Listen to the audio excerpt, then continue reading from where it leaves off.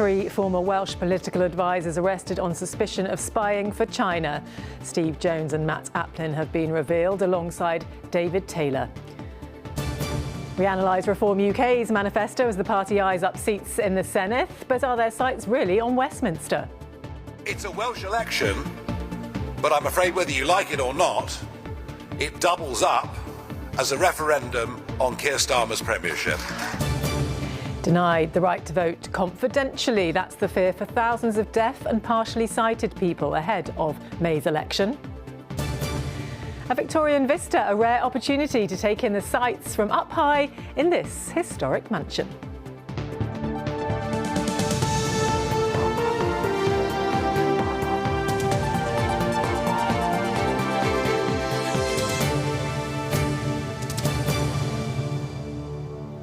Hello, good evening to you. First tonight, 2 former advisers to Welsh Labour politicians have now been revealed as part of a trio arrested on suspicion of spying for China.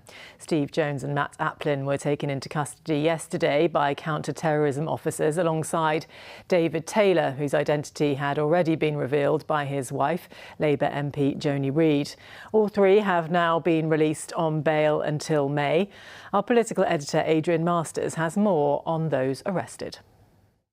Steve Jones is a former special advisor to the Welsh Government. Matthew Applin was a press officer for Labour Senedd members. David Taylor is a former special advisor to the UK Government. He's married to a Scottish Labour MP who said that she's not part of his business activities.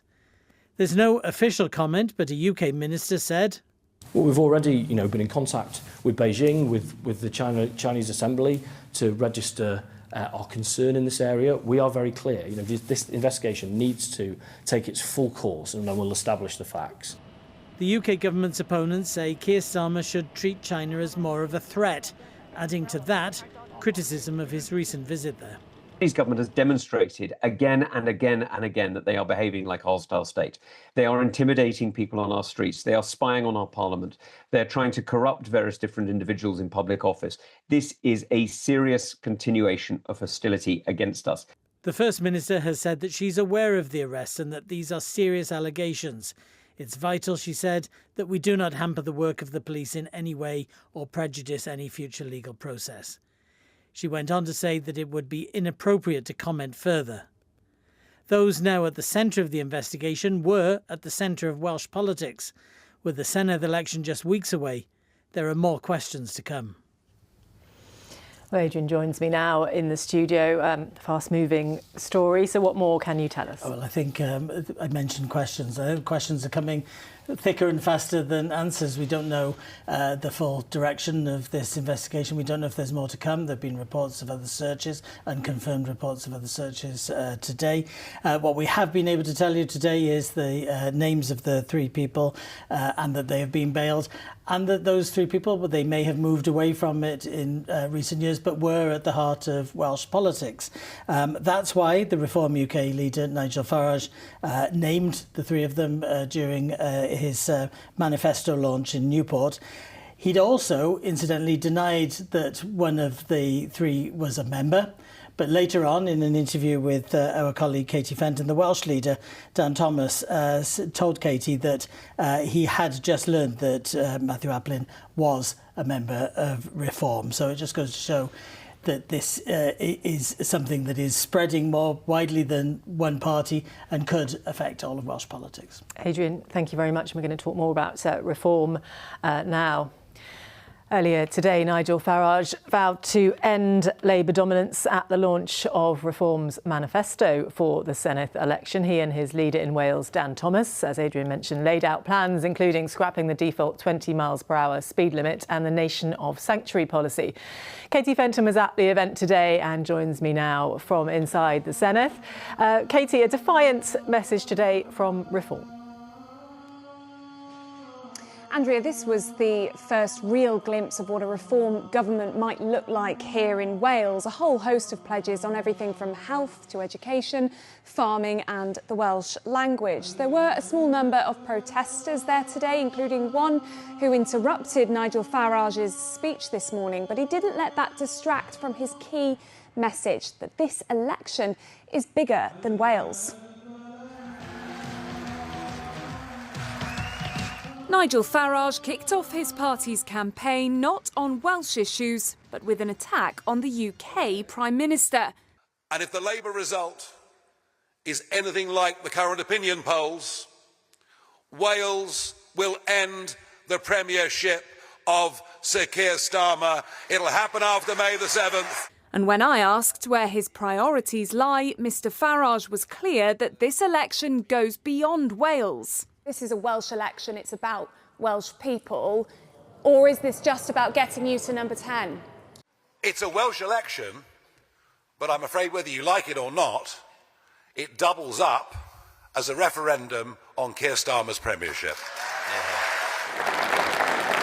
Then it was the turn of Reform's Welsh leader to make some promises. Among them, scrapping blanket 20-mile-per-hour speed limits, building the M4 relief road, and a new dental school to improve access to NHS dentists. Wales needs ambition, Wales needs action, Wales needs reform.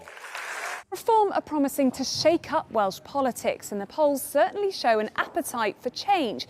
But this is a party made up of and led by a former Conservative, and this manifesto shows many of the same pledges. So how much change are they really offering? Well, we won't bankrupt the Welsh Government like the Welsh Conservatives will, and on their manifesto launch, it was scheduled for a few weeks away. They brought it forward because they heard that we were launching ours today, and we've been hinting at what our policies would be, and they took an estimated guess and brought their policies forward. Lots of policies on asylum seekers, but immigration is not devolved, so you can't stop them from coming here, can you? Well, we can, because the Senedd and the Welsh Government have powers over planning. So if we can change the planning rules so that hotels and HMOs are unable to house illegal immigrants or asylum seekers, then the government can't send them here legally because we have nowhere to put them. You've not lived in Wales for almost 3 decades. How much can you really understand what matters to people in Wales? Listen, I'm Welsh, my family are Welsh, I'm living in Wales, I have a future in Wales, I have every right as a Welshman to stand for the Senedd and to stand to be First Minister. This was the day Reform pitched itself as a government in waiting. But can today's policies convince voters it's truly ready to lead? Given the fact Plaid Cymru are, according to the polls, Reform's biggest competition in this election, it's interesting that they chose to spend more time attacking UK Labour. But while this election is about choosing who makes decisions here in Wales, there will be voters who choose to use it as an opportunity to express their feelings about politicians in Westminster. Reform are clearly hoping to capitalise on that. They're also perhaps hoping to capitalise on Nigel Farage's popularity in the party. He's been to Wales as many as 6 times in the last 6 months, but he won't be the one in charge if Reform do well here. That job would fall to Dan Thomas, so Reform will need to build his profile in these final 2 months. They're doing well in the polls, but there are still some parties yet to launch their manifestos, and a lot can change in 63 days. Katie Fenton at the Senedd for us this evening. Thank you. In other news this evening, Wales's biggest health board will remain in special measures for a 4th year. A new report says that although some progress has been made at Betsi Cadwaladr University Health Board, there are still significant and persistent challenges in delivering effective care. The Health Secretary, Jeremy Miles, said the board must deliver rapid and sustained improvements. 2 men facing allegations of sexual abuse at a Gwent children's home have appeared in court today. Angus Riddell and Robin Griffiths have now been charged with more than 70 offences between them at the former Coed Glas Assessment Centre in Abergavenny, which they deny. The charges come as part of Gwent Police's investigation into the home known as Operation Spinney. Lewis Rhys-Jones reports. 69-year-old Angus Riddell and 66-year-old Robin Griffiths both appeared before Newport Magistrates Court this morning, facing a further 26 charges between them. This brings the total number of charges against the pair to over 70. These relate to alleged sexual and physical offences, which mainly took place when they were working at the Coed Glas Assessment Centre in Monmouthshire between the 1970s and 1990s. The centre closed in 1995. Seen here leaving the court, Riddell from Cumbach in Rhondda Cynon Taf today pleaded not guilty to the further 21 offences he's been charged with, which include 2 counts of rape of a female under 16, 1 count of gross indecency with a girl under 14, 3 counts of indecent assault on a girl under the age of 16, 1 count of indecent assault on a boy under 14, and 14 accounts of assault, ill treat, neglect, abandoning a child or young person to cause unnecessary suffering or injury. Meanwhile, Griffiths from Blaenau Gwent, who now resides in Bideford, Devon, also pleaded not guilty to the further 5 offences he was charged with in February. Those are 3 counts of indecent assault on a boy under the age of 14 and 2 counts of gross indecency with a boy under the age of 14. Both men have been granted conditional bail and will next appear before Newport Crown Court on the 27th of March, with a trial date set for January 2027. Lewis Rhys-Jones, ITV News. Well, there is plenty more to come on the programme this evening. Ruth is here, so how is the weather looking? Well-ish. I think a bit of sunshine, a little bit of snow and some Saharan dust. It is a spring after all. I'll have all of that for you in a few minutes. And we'll be live at one of Cardiff's biggest mosques, celebrating iftar with the wider community.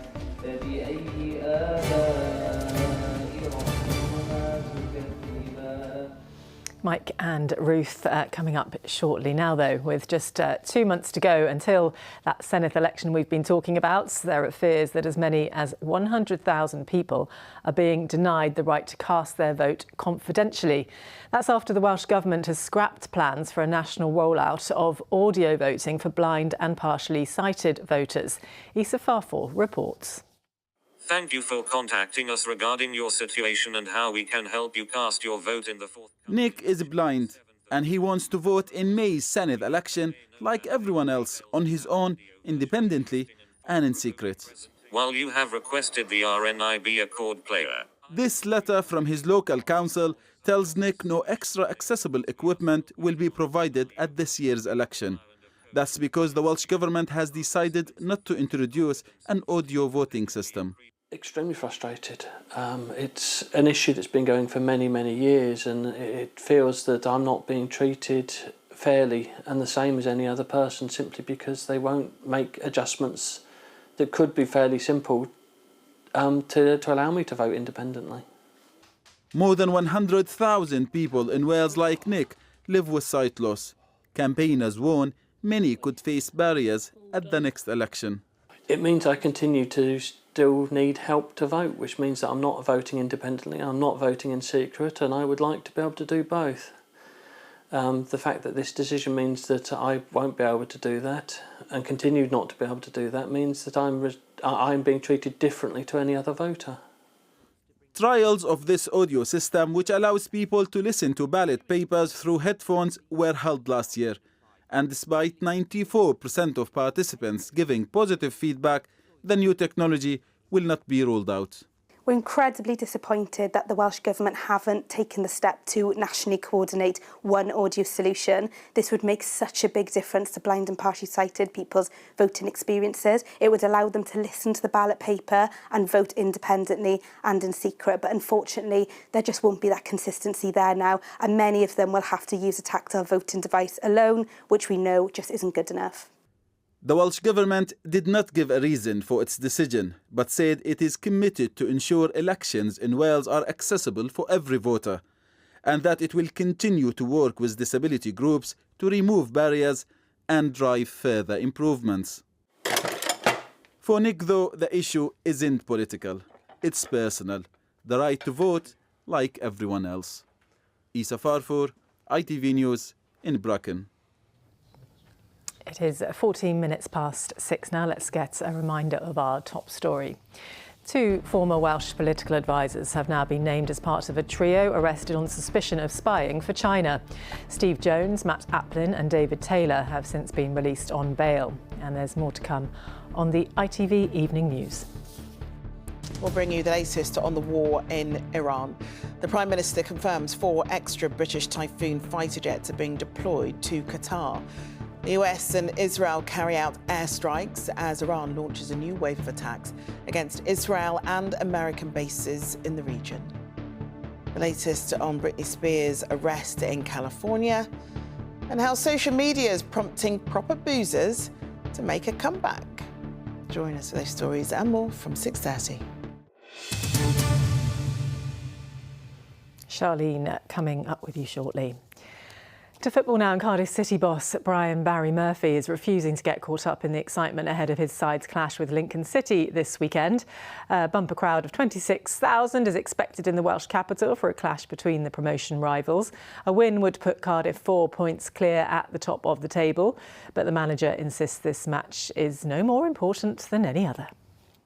No, I don't see it that way. I think you may think there is, and it may suit a narrative or storyline to say so, but if we beat Lincoln or whatever it is and go 4 points clear and lose on Tuesday night and they win, you're back to where you were. If they beat us and they go top, and vice versa on Tuesday, then you're back where you started. So there's too many permutations and too many ups and downs. It happens every single week in every single league. Next tonight, across the country, thousands of Muslims will break their fast at iftar events. It's parts of the month of Ramadan, an important time in the Islamic calendar, where people come together for prayer, reflection and community. Mike Griffiths is live in a mosque in Cardiff for us tonight. Good evening to you, Mike. Can you explain to us a little bit more about what's going on there? Good evening, Andrea. Yes, we are at a very crucial time. It's a very, very important part of the day as the sun starts to set, and it's a very significant part in the calendar and in the day for people of the Muslim faith. Now, let me talk to people who can tell you in great detail what's happening and why things this year may be a little bit different to you may have seen in previous years. And Mazen, representing Dawr al-Isra Mosque, people's understanding of Ramadan and of the sacrifices people make for the faith is pretty thorough, but of course it happens at a different time each year, doesn't it? It does happen at a different time each year, and basically that's because it's dependent on the lunar calendar. So essentially what happens is it moves forward 10 days every year. So it started on about February 18th this year, so next year will be about February 8th. So yeah, it does, and within about 30 years it is a whole year cycle. People might be wondering, actually, I was talking in quite hushed tones at the moment because actually the prayers are still going on. This programme runs to the minute, and of course this does for you as well, doesn't it? Lots of people upstairs are probably going to come through the door very shortly. Yeah, absolutely. So sunset was 6:04 today, and so what happened is we broke our fast at 6:04, and the prayer is just finishing up now, and then people are going to come back downstairs and they're going to eat the iftar meal, is what we call it. They've started with dates already, haven't Absolutely, they? dates. A key part of it, but indeed they'll be eating in, and of course they've gone without eating from about 5 o'clock this morning. Yeah, 5 o'clock this morning until about 6 o'clock this evening. Yeah. Well, let's introduce some other people as well, Mazen. We'll come up to you shortly. Now, this ethos of this tonight is actually bringing some people from the wider community as well. And Justin joining us now. Now, you're not a practising Muslim. You're quite close connected to the faith for family reasons, but this is an event you feel very welcome at. Yes, absolutely. Yeah, my daughter married a Bangladeshi gentleman, so to be involved with the grandchildren and that side of things, we decided to embrace Islam, to be involved in Eid and Ramadan and things like that. But also, my wife and I are very much involved in wheelchair sport, particularly rugby.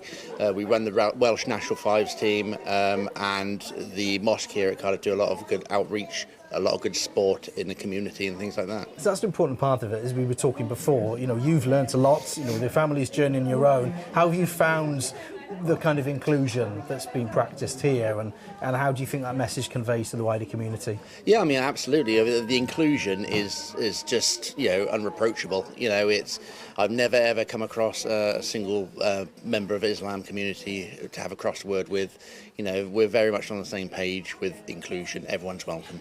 Well, it's a really, you can sense of it now. People have been praying, people have been going without throughout today, haven't they? And, but they're about to enjoy a very nice meal shortly too, aren't they? Yeah, absolutely, yes. Well, Justin, thank you very much. Thank you, Mike. Thank you to everybody who's made us feel welcome. A significant day, still some weeks to go as well, and hopefully we've all learnt a lot more tonight. How it's working here, and for many people further afield. Mike, thank you very much for those insights. Now, hidden on the outskirts of Cardiff is a Victorian mansion that has played an important role in the history of the country. Insole Court was used as a lookout point during the Blitz because of its panoramic views of the city. Now, for the first time, its rarely seen tower is being opened to the public, as our reporter Gwen-Anne Campbell has been finding out. Tucked away in the Cardiff suburb of Llandaff lies Insole Court, a Grade 2 listed mansion that's steeped in history. In 1856, it was built for James Harvey Insole. He was a colliery owner in South Wales. And in the 1870s, he transformed it into the kind of Gothic oddity that you see today. But it's had loads of uses since as well. It was a civil defence base in the Second World War, and later, and today, a community building. Can we take a look inside? Let's do it. So this is the reading room. Wow, it's beautiful. A lot of the Gothic features from that 1870s renovation are still present in here. So in the first house, this was a dining room, but it was repurposed as a smoking room when the smoking room that was at the top of the tower was lost when James Harvey's son did his renovations. Now, the tower's been closed for a while now for the public. It's going to be open for a few days. Can we take a sneak peek? Absolutely, let's have a look. Fantastic. And here we are at the top. Wow, look at those views. You can literally see the whole of Cardiff from up here. You can. So you've got the bay there with Penarth Hedge, you've got the city centre that direction, and over this side you've got the spire of Llandaff Cathedral. So tell me a bit about this tower then. Tell me a bit about the history. So really in the 1870s, James Harvey Insole was looking to redevelop the house. By now he was very wealthy and the Gothic revival craze was starting, and so he redeveloped his fairly modest townhouse into this kind of Gothic oddity. You can imagine how unusual this tower popping up in sleepy rural Llandaff would have felt at the time. This place is going to be opening to the public soon. Why is that? So it's a chance for us to say thank you, really. It's opening for National Lottery Open Week, and it's our chance to say thanks to the community and the lottery ticket holders who have bought tickets, because it's that funding that has made it possible to open the site today. And what can people expect when they'll finally be allowed up here? So we got our specialist tour guide, so we'll be showing people around for National Lottery Open Week. We'll be finding out about the history of the site, and everyone can get a little pack to take home as well, where they can find out a little bit more about the history of the house, including that fight to save it. Well, they'll certainly be in for a treat with this view. This hidden part of the estate will be open to the public in just a few weeks' time and marks another chapter in the history of Insole Court. Gwenann Campbell, ITV News.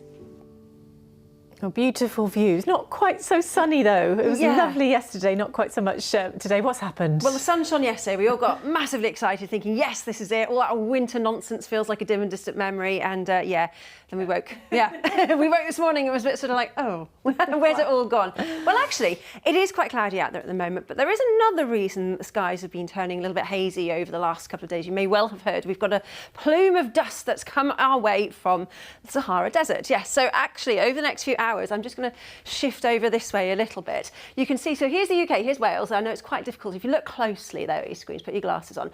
You can just see the colours here. So basically, the further east that you go over the next couple of hours, this is where you are likely to see that Saharan dust, and it's been brought up into the atmosphere by, as I say, these winds that are effectively just depositing this dust. So nothing too terrible, nothing too gruesome, but you could see a few specks of dust on your cars tomorrow morning. Good excuse, though, to get out there and wash that car, really, isn't it? So apart from Saharan dust, we've also got an awful lot of cloud out there at the moment as well. And so for the next few days, fortunes are looking a little bit mixed. It's a case of catch the sunshine if you can.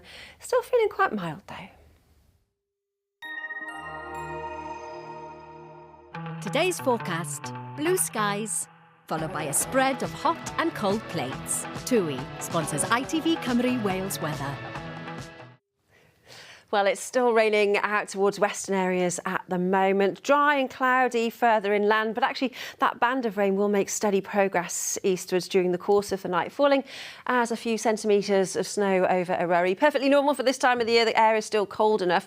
We're looking at general lows tonight under the clouds of around 5 or 6 degrees, so it should be frost-free, quite breezy out towards western coastal areas, and it's a northerly airflow, so you can see that's feeding in that cold air. Down across the south, we'll see further showers for a time, but as we wake then to tomorrow morning, all of this will start to fizzle out and ease back. And actually out towards the southwest in particular, the cloud will edge its way eastwards, and we could see some decent breaks allowing some sunshine. So temperatures tomorrow as a result of that slightly northerly airflow feeling perhaps fresher than we've had recently. 9 or 10 at best, which is still slightly above the average for the time of year. But I'm sure you'll have noticed further inland there is a band of rain. This is actually a storm that's coming up from Spain, and it's been named by the Spanish Met Office, if you like, as a Storm Regina. It's not going to bring anything too nasty, but we could see a few showers just knocking on the door inland. And as we head through Friday evening and into the overnight stretch, that band of rain, that storm, will effectively disappear. So for us, it will be an improving process, possibly throwing a little bit of cloud and possibly a few bits and pieces of rain our way, but nothing too horrendous as we head into the start of the coming weekend. But you can see lots of grey skies, cloudy conditions, possibly a little bit misty and murky in places as well. But with a more southerly airflow, it's another change in wind direction. The temperatures into the start of the weekend should feel just that little bit milder. TUI sponsors ITV Cymru Wales weather.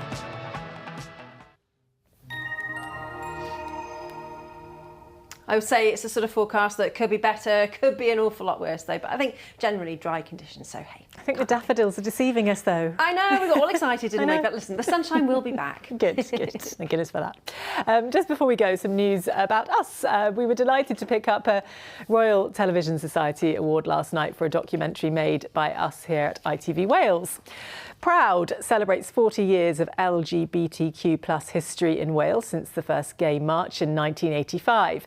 And you can watch the programme now on ITVX. Congratulations to all of the team. And Mary Claire is back with your late update. From us, goodbye. Ready?